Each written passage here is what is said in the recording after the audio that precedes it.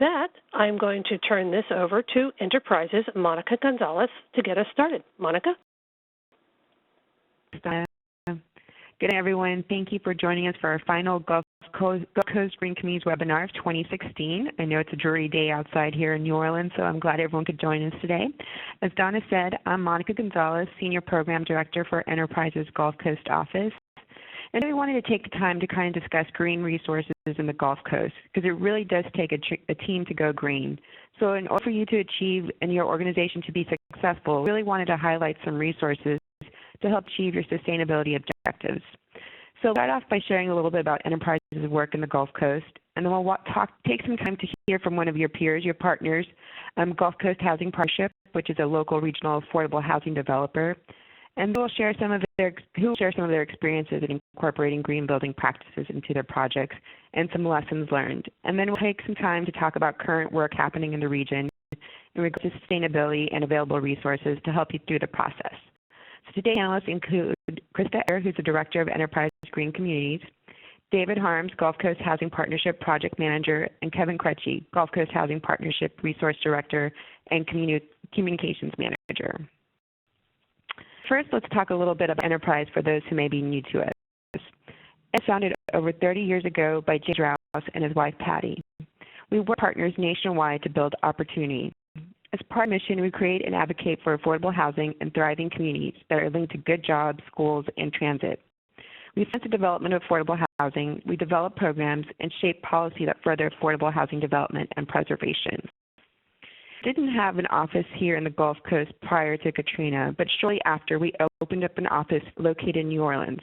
We worked in Louisiana, Mississippi, and Alabama, and we've invested over $307 million in grants, loans, and equity to support the development of 10,000 affordable homes in the region. But early on, really one of our priorities that really continues today is improving the building standards in our region. We know before Hurricane Katrina, building standards and practices are really lagging behind. So it's been our goal to demonstrate best practices in healthy, energy-efficient, mixed-income housing. And our work in the Gulf Coast is really grounded in a commitment to resilience and sustainability. And this not only applied to buildings, but looking at how we can make organizations and residents resilient and sustainable. So using the framework of our Enterprise Green Communities criteria, which is a national framework for affordable housing developers, we worked on integrating green and sustainable building practices post-hurricane rebuilding efforts. Our green commitment, we have really worked with developers and public agencies to provide training and technical assistance on this criteria. The criteria has also been incorporated to affordable housing programs, such as the State of Louisiana's Qualified Allocation Plan for Low-Income Housing Tax Credits and New Orleans Development Authority's Neighborhood Stabilization Program. But for us, it's just not about green communities. It's really about how do we make sure there's better building practices that not only affect the life cycle of a home, but residents as well. So, for example, NORA's residential lending program for single-family development really worked with NORA to incorporate Energy Star as their building standard. Then we worked to provide training and TA to developers and even worked with HVAC contractors to get them certified. It's important for us to work with our partners to think through what building standards, green standards, makes most sense for the program and make sure there's some baseline guiding sustainability practices in the work that we are doing here in the Gulf. Examples of green communities projects. As you can see, the criteria is suitable for different types of development. But on the left is a single-family ownership project from Habitat for Humanity Bay Wave, London, Mississippi, and then a multifamily senior project from Gulf Coast Housing Partnership on the right. Each organization's sustainability goals may be different. So today we want to take some time to hear from Gulf Coast Housing Partnership about their experiences. So at this point, I will hand it off to Kevin and David to talk about what they're doing at Gulf Coast Housing Partnership. Hello, my name is Kevin Kretschy, and I'm the Resource Development and Communications Manager at Gulf Coast Housing Partnership. Gulf Coast Housing Partnership was, let's see if this, Gulf Coast Housing Partnership was established in 2006 after Hurricane Katrina to respond to housing and community needs for development at scale. We were founded with a lot of help from Housing Partnership Network and Enterprise Community Partners, and the focus on creating Gulf Coast Housing Partnership was to have a high-capacity, community-focused developer with access to capital and a professional Partnership. We focus in the Gulf Coast. We've worked in 9 communities throughout the Gulf Coast. Most of our work has been in Louisiana and Mississippi, but we just began construction on our first development in Alabama, and we have a development in Texas as well.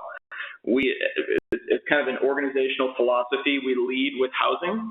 We think, it does be told to the folks who are listening here how important housing is for communities, and we often follow with other community development projects such as workforce and economic development, education, and services that we are able to provide to communities. We're driven by partnerships. We do what we do well, which is finance, real estate development, and construction management, and we expect others to do the same. So our partners often have a skill set in service delivery, and we have the skill set in making the buildings happen. Personally, I've been at GCHP for almost a year in resource development and communication, but I've been in New Orleans for just over 10 years, and I worked with a smaller scattered site developer for most of that time, and working with Enterprise Green Communities, Builders Challenge, Energy Star version 3, and I have some green certifications myself. I'm a HERS rater, and I'm also a Louisiana licensed general contractor. So I have with me David Harms. Good afternoon. My name is David Harms. I'm a project manager with Gulf Coast Housing Partnership, which is a role I've been in for a little over a year now. Similar to Kevin's background, prior to that, I was involved in residential construction, more rehab work than new construction, but all with some affordability component, again, with kind of disaster response organizations in New Orleans after Katrina, and on my own as a carpenter for some time. Time always was working within a tight resource constrained environment, but interested in ways to build better and to build greener within that those constraints, and along the way also got my accreditation as a lead green associate. So just in kind of looking at green as an organization, this is the important first step. It's green construction is a complex and often ill-defined endeavor we found in our own experience. The term can mean a lot of different things: occupant health, material sourcing, energy efficiency, sustainability. So we all agree that green construction is important, but how to execute really comes down, in our experience, to understanding the constraints that you're working under.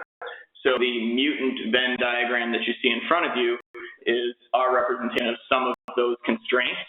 I think, if we're only able to get across a couple points, our experience tells us that understanding these constraints is important. But also not being afraid of them is important. So you have certification requirements and constraints that it has to do with baseline goals that Enterprise Green Communities or LEED may have, but also additional requirements that you may be interested in going above and beyond. Those additional requirements get into organizational goals that may align with some of those certification constraints and may go over and above those certification constraints. The main important and difficult aspect and constraint that we're always working with is budget, and it's really important to understand what trade-offs you're making as you are making the decisions on your projects and how that affects budget, and that leads into funding requirements and constraints. That your funding source may have additional constraints over and above your certification requirements, and we've had some experience with understanding that broad scope is really important. And then responsibility is how are you going to actually make this all happen once you've decided what you want to happen, and that's something David's going to delve into a little more because it's been an important delivery aspect for Gulf Coast Housing Partnership, and I'll let him talk a little about some of the projects we've done. Thanks, Kevin. The three things I wanted to talk about a little bit is start with Gulf Coast Housing Partnership's experience with LEED, talking about, secondly, the ways that we've structured our relationship with a green building consultant on different projects, and then finally talking with Kevin then about kind of what green building means to Gulf Coast Housing Partnership today. The that you see up on the screen there is the Muses in Central City, New Orleans, one of the first projects that Gulf Coast Housing Partnership completed, and to date still the only LEED certified project that we have. Our experience with LEED on that project, which obviously predates my time here, was that it really only added about 5% to our hard construction costs on the project, but there were a lot of soft costs associated with all of the independent certifications and consultants needed to be hired to check the boxes of the specific LEED certification program. So while we got a lot of lessons that we kind of learned out of going through that process on one project, we felt like those soft costs were something that we had a hard time justifying the benefit to our residents of in our developments going forward, which is part of why we haven't, the big part of why we haven't gone down the LEED pathway on any of our projects since. I think also speaks to the value of enterprise green communities as a certification platform that really is tailored to the piece of the real estate development and the housing market that we're in as affordable housing developers. The next I wanted to talk a bit about next here is the different ways that we've looked at structuring a relationship with a consultant that we've hired. The one on the left there is kind of the natural default relationship that we used on the first several projects that we went through the certification process on. We hired a consultant directly, created direct accountability, open communication. We were able to select the team member in that role that we felt like had the specific experience set that we wanted to bring in, and obviously it doesn't get any cheaper than paying directly to the people that are doing the work. The challenge that we ran into with that structure as we got further into these projects, particularly complex projects that were acquisition rehabs or adaptive reuse, is the time the contractor had a question or a submittal or something, there were suddenly two different teams of design professionals that the project manager was needing to kind of go between and get approval on things. And so the burden of project management that fell on us as the owner-developer in ensuring that everybody was signed off on everything that the contractor was proposing to put in the building ended up kind of more than eating up any savings that we got from having hired that person directly. That bore out both in submittals and then also in terms of the ability to kind of look at different alternatives for meeting those criteria from a value engineering perspective with the contractor and architect. There was just another party that was part of that transaction. The structure that we have favored more often going forward now in the middle there is where we have hired an architect who's then been responsible for compiling their design team, including an enterprise green communities consultant that's then employed as a subcontractor consultant underneath the architect. That's a single point of accountability for ensuring that all of the design decisions that get made on the project reflect those enterprise green communities requirements. There's also potentially some gain there in giving you an architect to kind of help you find that consultant if that's not somebody that you have a relationship with. And then from a liability standpoint, certainly having one place to put a finger if something doesn't work out down the road is always helpful to us from a risk management perspective. Architects can be less than enthusiastic about adding that liability to their scope of work on the project, and so we have sometimes had some resistance from the architects on their willingness to roll the enterprise green certification into their scope of work. And then understandably, we've paid some markup on those consultant services when they pass through the architect's books. The third scenario that we're in on a project right now that's a single-family home development up in Hammond, because those are simpler structures, we've gone with a design-build structure for that contract, and so the architect has been hired by the general contractor, and the integrator, and to the extent that there's other green drilling consulting work, was hired by the general contractor as well. Let us kind of specify the enterprise green communities certification as a design criteria on the front end, and I think also helped a builder that wasn't necessarily familiar with all of the elements of that get familiar on the front end with knowing when they were going to need to be calling somebody out for inspections or for testing requirements. Challenge of going with this kind of arrangement is that if you have a hard time kind of getting an architect comfortable with the idea of being responsible for enterprise green community certification, that task is that much harder with a general contractor. I mean, they're almost assuredly not going to have a working knowledge of that kind of a program design perspective. And so it really required us as the developer to kind of translate those enterprise green communities criteria into a scope of work that was something that they could look at bidding. I think the benefit of that is it kind of carved down that consultant role, so it was a lot more concentrated on the energy rating and those pieces of oversight that they can't do themselves and that we needed a professional weigh in on. And we as the owner and developer were able to kind of take back the input of the information in an enterprise green community certification portal and the specific selection of a pathway toward compliance on that. I think a big takeaway from these three, beyond the fact that I would say the big takeaway from these three structures is just to recognize that any kind of consultant that you're hiring on the enterprise green community side is a member of the design team, and so where you put them in the structure needs to reflect the fact that their activities are going to need to be coordinated with the other design decisions that are made. Turnkey certification, when we put that under the architect and told them they need to provide that, it's certainly the easiest pathway to go from an owner developer. But I want to stress these enterprise green communities requirements are not so complex that we as owners and developers can't understand them and take the lead in figuring that out. And to that end, I just want to kind of hold up the enterprise green community staff and their willingness to kind of work with us as mission-aligned members of the affordable housing development community. They want to find a way for us to projects done and get these projects done as green as they can be for the residents that we serve. And so don't hesitate to reach out to them to get some help in understanding the ways that the criteria that comprise that program apply to a specific project here. Kind of look forward into the next step of what green building means for Gulf Coast Housing Partnership now. We have been working with Enterprise. We got a grant to implement Criteria 1.2b, the Health Action Plan, which has been a very fruitful exercise for us in bringing a consultant in with a public health background to look at the community in which our project up in Hammond is built,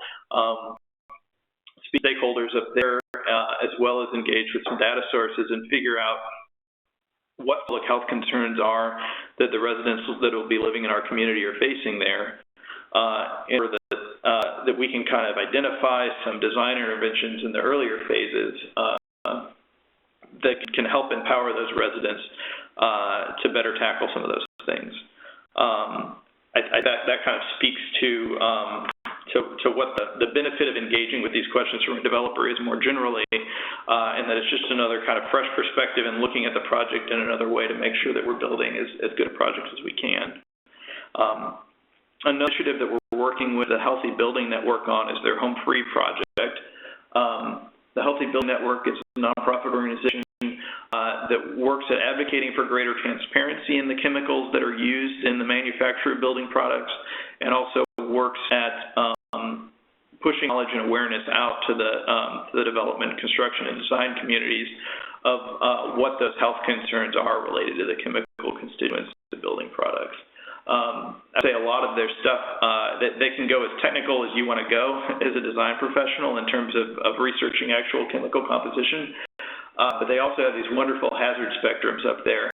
The one that you see is for interior paint, and it just kind of gives you a very, very nice visual stoplight color spectrum there of the better and worse choices are within a product category. And so I think that's a nice place to engage from a developer on making some good decisions early on what some of the things that we can specify are that'll improve the experience of the installer putting it in, as well as the people that are living in the homes down the road. A piece of the Home Free program that I want to highlight, they're in the process of collecting specifications for completed affordable housing developments in Louisiana with the intent of building a library of what types of materials are being specified most often in our market, as a way of informing their future research on what building products they should be try and find more out about and what way they can kind of push recommendations out to our community on ways that we can improve the indoor air quality and the health of the built environment in our projects. And so if you'd like to learn more about that, you can reach out to me or directly to Amanda as the consultant that's working with them on gathering those together. But to have any sets of specs that you have on completed projects that you'd be able to share with them. Just kind of moving forward, so one of the things that I spoke with Monica about a week ago, and she had said that one of the things that folks are running into is a fear of enterprise green communities, or a fear of taking on some of these certifications because they're potentially arduous or just take additional resources. And where we're at now as Gulf Coast Housing Partnership, looking at some of the things David was just talking about in terms of health action plan and working with outside organizations, and something that I'll talk about in a moment is that enterprise green communities has become something that is relatively straightforward for Gulf Coast Housing Partnership because we've done it. And so now that we've done it, we can take on other things and look at that kind of organizational level where we want to continue to leverage our impact. And one of those ways we're looking at now as an organization for Gulf Coast Housing Partnership is what we're calling Healthcare Accessible Initiative. And that means a lot of different things. What it can primarily mean is as a developer who's grown in housing over the last 10 years to look to ways to locate geographically healthcare close to the housing that we're creating. And that may mean that we're creating healthcare in housing. It also may mean that we're creating housing near healthcare. And the second step to that is that connection between housing and healthcare may not necessarily be geographic, but it could also be technological. And this is an example where the things that Gulf Coast Housing Partnership is focusing on in many ways go beyond the enterprise green communities standards and other standards, but are made possible in a lot of ways because we attempted and were able to understand those standards and can build on them. So we're excited about our healthcare initiative, our healthcare accessible initiative, and we've got specific developments in Mississippi, Alabama, and Louisiana that are focusing on that.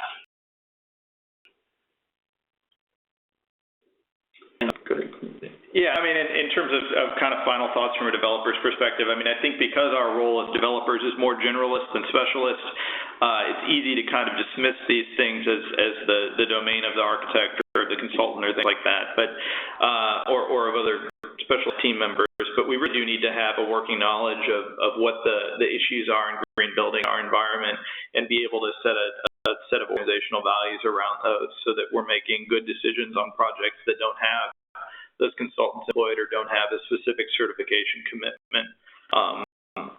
As Kevin, I think, alluded to earlier, the earlier in the process that you're engaging with those decisions, the better. And so being able to kind of carry some organizational values into initial conceptual designs is by far the cheapest way of getting outcomes that align with a set of values at the end of the project. And then finally, the speed at which this technology and things change. It was not that long ago that formaldehyde-free fiberglass insulation was something that was very difficult to find commercially, and it's functionally eliminated from the manufacturing process now. And so if you're thinking about the life cycle of a building that you develop being 40 to 50 years, adopting that technology a couple years early certainly pays a bit over a long lifetime of that project. So let your curiosity be kind of the driver of what aspect of the kind of broader field of green building feels most important to you. Let the certification programs like Enterprise kind of drive you to grow your understanding of other areas than that. And by all means, kind of help yourself or help your organization set organizational values around what it is that is important to you for a project to have included, to have your name on it. And we'll open it up to any questions that anyone has. If you have any questions, you can type it down at the little Q&A box on the right-hand corner. So feel free to type in anything. We can also move on and then come back at the end to some additional questions. So thanks, David and Kevin. That was really helpful. Thank you. The thing that Dave and Kevin really alluded to on early in their presentation was, we hear the word green, we hear the word sustainable, resilient, and they all seem either buzzwords or have become like more part of our affordable housing speak, as I'd like to call it. But sometimes that doesn't mean the same thing for everybody. Sometimes being green is really an organizational goal, or sometimes people see it as being an added cost and maybe something that's not needed. But when we're thinking about where we live and the continued threat of natural disasters, we really need to think about how we can make our properties and our residents more resilient so they can bounce back from a shock if another unfortunate natural disaster happens. But I think in order to do this, we really need to start thinking about strategies and programs and resources to really make this a reality. So it's not just about this green building program, but what are the public policies and advocacy opportunities that are out there. So I'm going to talk a little bit about that before we jump into resources. As we all know, affordable housing prices have drastically increased. And I think in 2015, in response to the affordable housing crisis in New Orleans, with the guidance of the Greater New Orleans Housing Alliance, various affordable housing developers and advocates and policymakers, and even residents, the HousingNOLA plan was created. It really serves as a roadmap and data framework to inform future housing policy over the next 9 to 10 years in New Orleans. And one of the goals of the plan is really focused on encouraging sustainable design and infrastructure for all of New Orleans, not just affordable housing, but thinking of all residents. And this goal really explores how design principles need to play a role in mitigating risk by decreasing environmental impact and reducing energy costs for residents. So a couple of things have happened over the year that have made impact in HousingNOLA and are making progress right now that I thought this audience would be interested in. And one of them is looking at the Housing Authority of New Orleans, or the HANO's utility allowance. So using benchmarking data provided by affordable housing providers in the Greater New Orleans Housing Alliance, they conducted a preliminary analysis and have been working with HANO to adjust their utility allowance, looking to create an energy-efficient utility allowance for units participating in the Housing Choice Voucher Program. And these would be units that are built to certain energy efficiency standards. So the New Orleans Housing Alliance and HANO are really working on a pilot program right now. And the goal of this new energy-efficient utility allowance is really to accurately reflect energy costs associated with energy-efficient units, but it limits it to units that have received some kind of certification. So that could be the Enterprise Green Community Certification, it could be U.S. Green Building LEED standards, or it could be a specific verified HERS score. So it would encourage property owners to invest in energy-efficient measures in existing or future units. But it also helps tenants enjoy the benefits of more energy-efficient homes and lower utility bills. The other thing they're looking at, and similar to what Kevin and David alluded to, was health and housing. So looking at health and safety standards with a particular focus on mold and lead. There have been some mold and dampness issues related to health post-Hurricane Katrina. So looking at a way to develop some kind of guidance or policy. So this is something that's ongoing and is a priority for them in the coming year. But HousingNOLA issues a report card to grade the progress of these goals. And the report card for the first year was released in September. And for the sustainable design and infrastructure goal, there were nine action items, and there has been progress or success with each one of those. One thing about HousingNOLA that I think is important is that it's a living, active document. So there's ways to become involved, whether it's attending a meeting or joining the Greater New Orleans Housing Alliance, one of the committees. I think there's an opportunity, if you're really interested in any of these action items, to really be able to participate and make sure your voice is heard and your organization is understanding some of these policy decisions that are being made. Also, June of this year, building upon HousingNOLA and really demonstrating the mayor's commitment to affordable housing, Mayor Andrew unveiled a Housing for a Resilient New Orleans, and this is his 5-year strategy to increase affordable housing in New Orleans, with the goal to preserve 7,500 units of affordable housing by 2021. And the Mayor's plan really focuses on how we can better leverage resources. We all know resources are dwindling, so how we can better leverage those resources with the development of affordable housing, but also looking at a different way, especially when it comes to public transit. Thinking through how we can ensure that public transit serves areas with higher concentrations of affordable housing, and making sure that transit-dependent populations have access to affordable housing. The local regional transit authority is undergoing a strategic planning process, so making sure that affordable housing needs or the conversation is one of the points in the mayor's plan. So groups like NOLA and the Greater New Orleans Housing Alliance have really been making sure to elevate this conversation. And then the city is also looking at updating their criteria to make sure that properties located within specific proximity to transit could also have opportunity for funding. So in this mayor's plan, there's definitely an opportunity to look at more transit-oriented development and current and future planning of affordable housing development. I think the other thing that the mayor's housing plan does is really conducting outreach for energy efficiency programs and weatherization programs for low-income homeowners or those with special needs. So being more strategic about it, this program such as Energy Smart through the city's partnership with Entergy, or the Weatherization Assistance Program from the Indiana Housing Corporation, which are intended to lower utility costs and in turn lower homeowners' utility bills and overall housing costs. This reinforces the need for advocacy because sometimes most of these programs are overly subscribed to and not sufficiently funded. So the programs tend to not have enough funding for those who are really needed, and sometimes are not being used by those low-income residents. So making sure that our residents that we serve and that we work with are aware of these programs is important. So I think that's one thing that we have to work on going forward. And there are just a couple of strategies for the mayor's housing plan, and one that's not necessarily related to the housing plan, but part of the city's new comprehensive zoning ordinance is the new stormwater management regulations. I think this is something that gives an opportunity to think through some sustainable stormwater strategies and approaches for affordable housing projects. I know this is something we're all still trying to figure out and work and to better understand, so I think once again it's an opportunity to think and be creative and work together to come up with some solutions.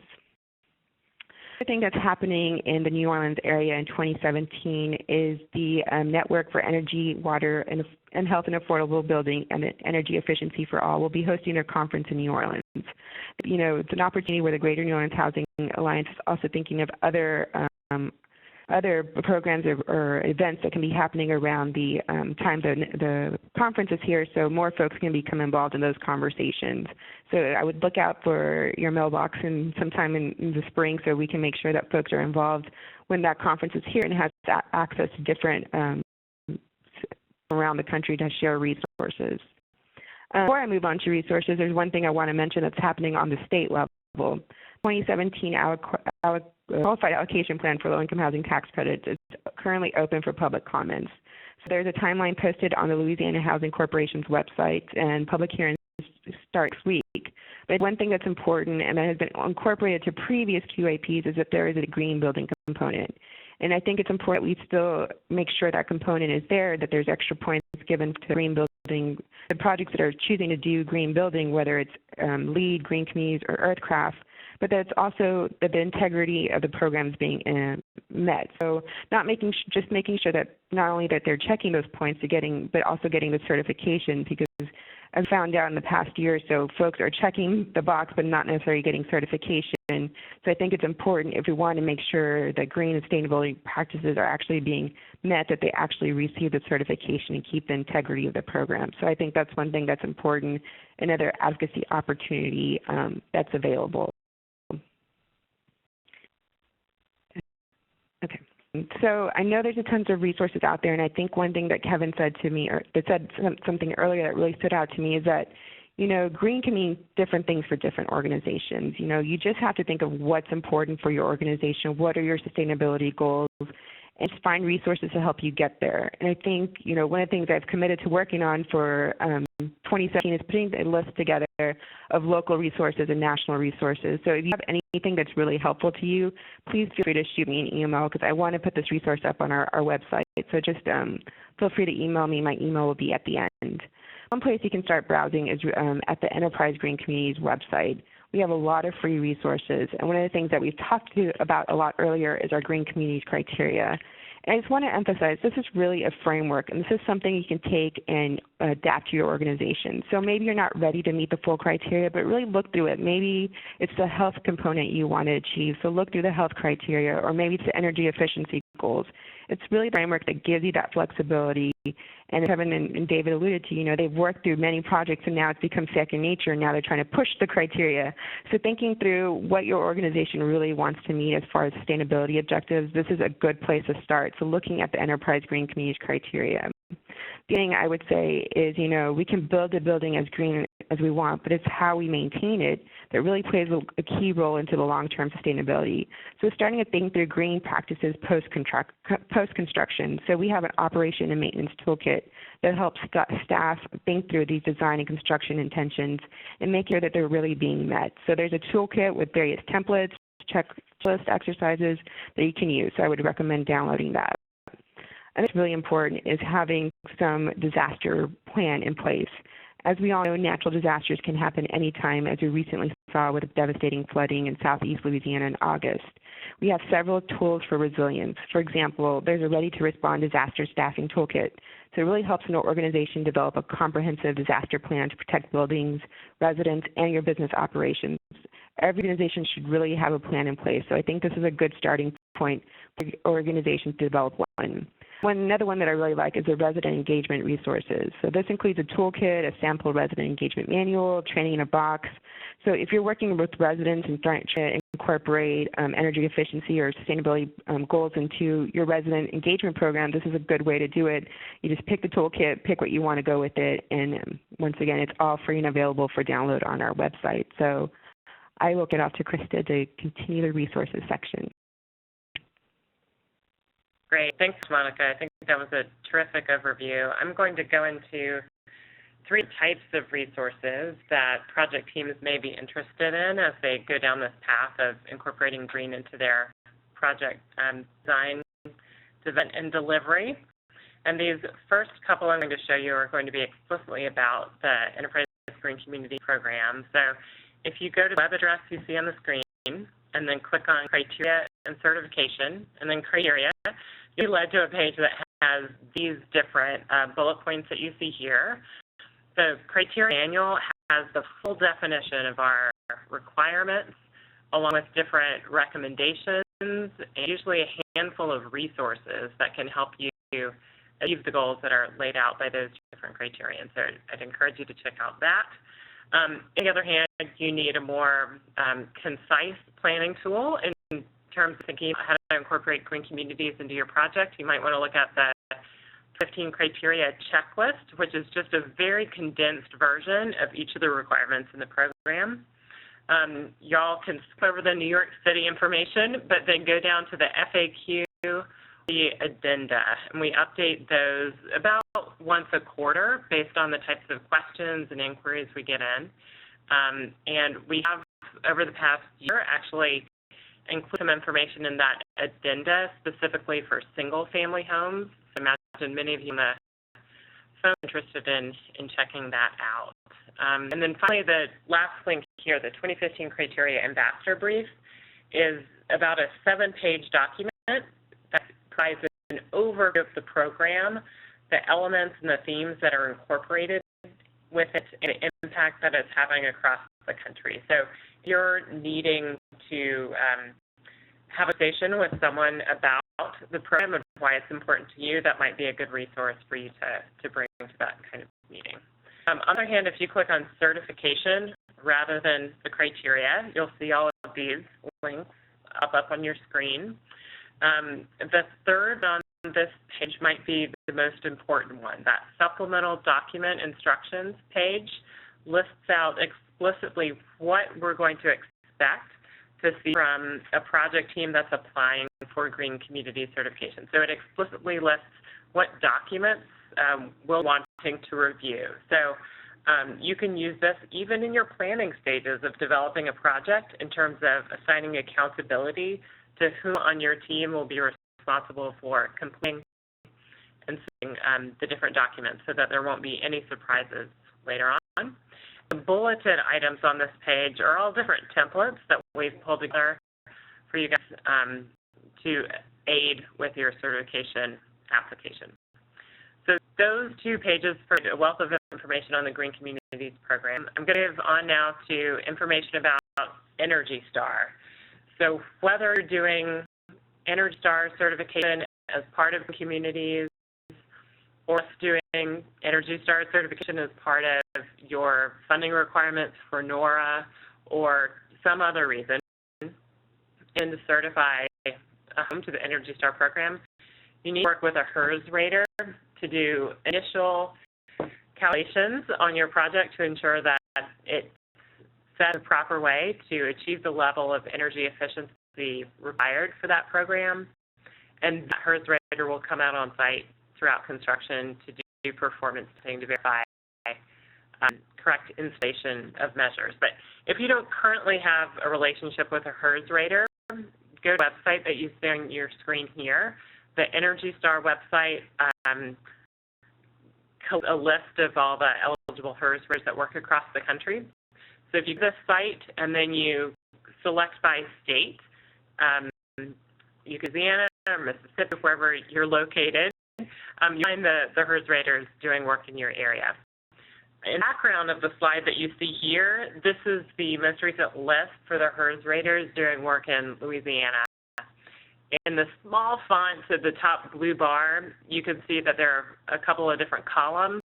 You can see how long that HERS rater has been an Energy Star partner, how many homes they've certified in the last quarter of the year, how many homes they've certified explicitly in this state, and then how many homes they've certified everywhere they work in the country. So you can kind of get an idea of whether or not they've done a good amount of work in your area or whether or not they're just starting out in your market.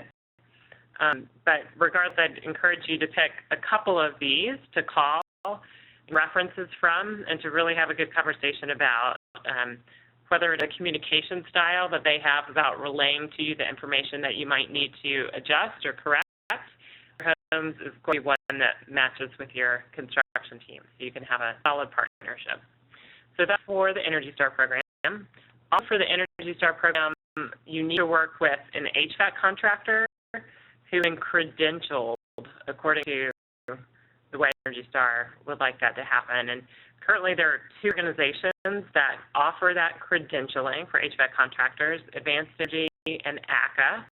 And up here on your screen, you can see the marks where the credentialed HVAC contractors around New Orleans currently are. So there, you can see that there's different HVAC contracting companies that are in this immediate area. You can go to the websites for Advanced Energy at the bottom left of the screen or ACA at the top right of the screen to find out exactly who these firms are. Or if you currently work with an HVAC contractor with whom you have a great relationship and they aren't on this list, you can now from Advanced Energy and ACA what training and testing the contractor would need to go through in case they were interested in becoming credentialed for Energy Star as well. So it's important to have the right partners and consultants on the projects, and that HERS rater is critical, and having the credentialed HVAC contractor is critical if you're doing an Energy Star. Then finally, the type of resources I'll share on this last slide have to do with utility benchmarking. So as Monica and Kevin and David mentioned, tracking how much energy your project is using can be critical to help inform how you're going to build your next project or what type of retrofit you might want to hone in on for a particular project, or how you might want to adjust your operations and maintenance practices for a particular building. If you're able to actually look and determine how much energy your project is using, you can act accordingly and quickly to improve the performance of your building. And here on this page, there's some great information about becoming more adept at tracking that utility information. So under guidance, case studies, and tools, the first one there is to exchange, where over the past 6 months or so, they've really developed out a robust set of resources that can help owners of properties benchmark their properties. Everything from what you need to do in terms of working with the utility to get the utility information from your tenant accounts, to how would you go about sampling the energy usage of units if you want to comply with utility balance calculations versus other HUD benchmarking regulations. So lots of great information there that I'd encourage you to check out. And that request technical assistance box at the bottom of the screen is associated with HUD, and you can find more information about that at that HUD Exchange website. But many of you may know a couple of months ago, HUD released a notice about a proposed policy which would require all owners of HUD-assisted properties to benchmark the energy usage of those properties at various times or report that information to HUD. So the comment period for that policy just closed on May, actually, and so we're reviewing it, and we assume that it will go into effect sometime next year. If you would like to get ahead of the curve and get prepared to benchmark the energy information of your property, HUD has partnered with the Environmental Defense Fund's Climate Corps to arrange for graduate students who are studying environmental science and other issues related to energy usage to be placed with different developers of affordable housing across the country next summer. If you would like to be a host for one of those EDF Climate Corps Fellows who will be able to focus exclusively on how to best benchmark the energy usage of your portfolio, you should email Joshua Geyer, whose email address is here, or you should keep an eye on that HUD Exchange webpage when released further information about the program. It should be any week now. So resource for you. The other links on this page, the buildingrating.org page, information about the different benchmarking programs that exist around the country. And under benchmarking platforms, all four of these here are platforms which can enable you to evaluate the energy usage of your properties or your portfolio online, run various reports, and evaluate performance data. Point Manager, the first one here, is the free platform that's operated by EPA. Then the other three are fee-for-service platforms that also are designed to communicate with EPA's Portfolio Manager tool but are administered in a different way. So that's WeGoWise, Energy Scorecards, and eGauge. That's some information about where to find additional resources to support you with your benchmarking efforts. I think we are ready for Q&A. Okay, terrific. Thanks, Krista. And we've gotten some questions in, and we'd love to see some more. So please go ahead and type your questions into the Q&A box on the lower right-hand side of your screen. Our first question is for Dave and Kevin, and that is, how do you as a developer begin to prioritize themes like health, resilience, energy efficiency, water efficiency, and material health in the same project? There are so many things to think about.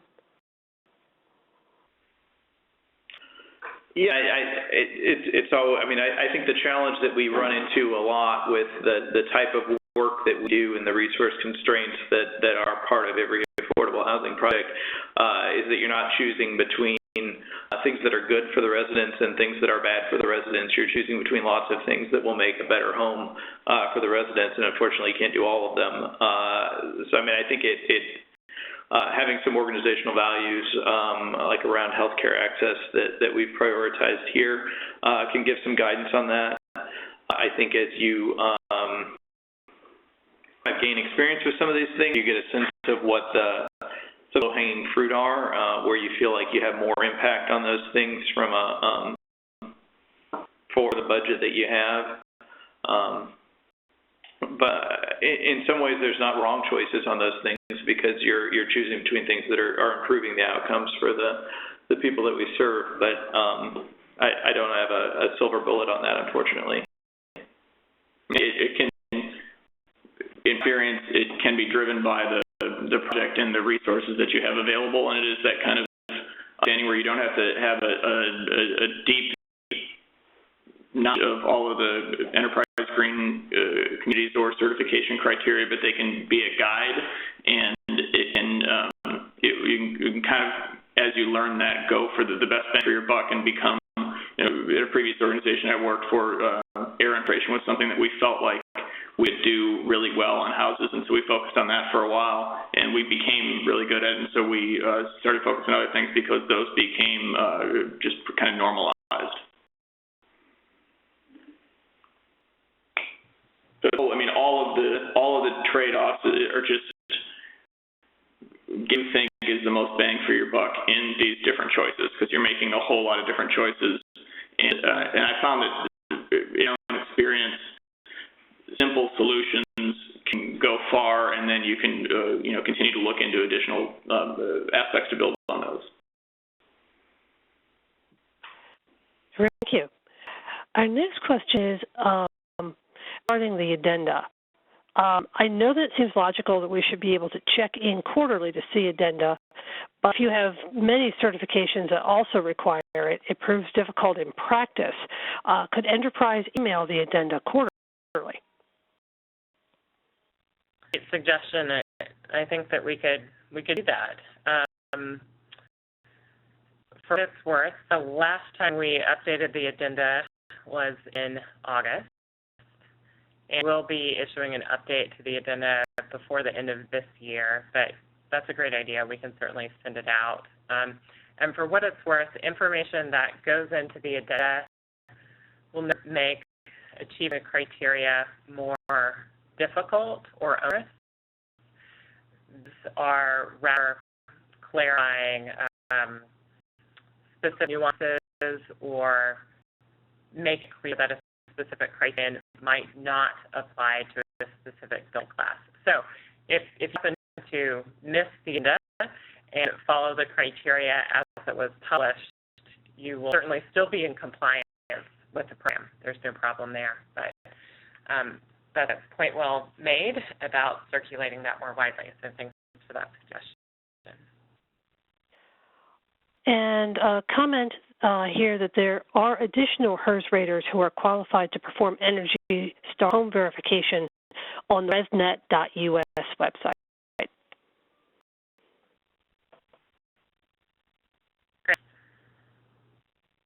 That's all I'm seeing in our Q&A box at the moment. While we're waiting to see if we get some more questions in, just a reminder that this session has been recorded, and a copy of the slides as well as the recording will be made available to all attendees generally within 48 hours or so. We'll be sending you an email with the link. With that, I'm not seeing any more questions. Do panelists have some wrap-up comments for us today? Sure. This is Monica. So I just want to thank everyone for attending the webinar. This year we decided to do a webinar format doing quarterly webinars, and I think we're right now in the process of planning our 2017 schedule. So if anybody has any specific topics that want to be covered in 2017, feel free to send me a suggestion. My email is there, monicagonzalez@enterprisecommunity.org. And one thing that was said earlier was just making sure if you have technical questions about the criteria, you can always email certification@enterprisecommunity.org for those responses specific to the Enterprise Green Communities criteria. So just thank you again for everyone attending, and I hope to hear from you guys soon. Thank you, Monica, Krista, and David. And thank you, our attendees, for joining us today. We hope you online again very soon at another Enterprise Live Online event.